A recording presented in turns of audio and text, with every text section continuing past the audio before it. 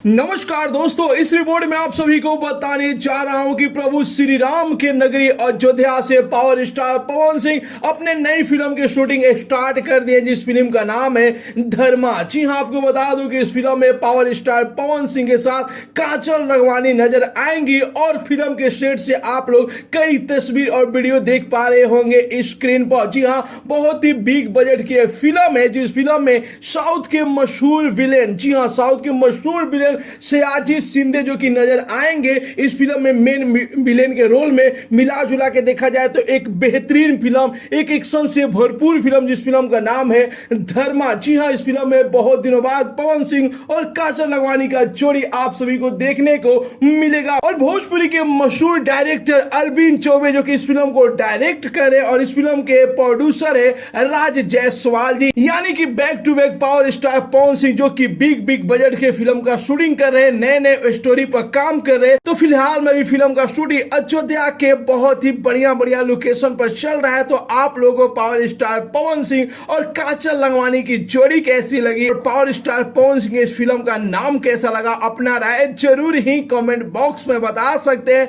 मिलते हैं अगले वीडियो में एक नया न्यूज के साथ, तब तक के लिए बाय बाय, टेक केयर, जय हिंद।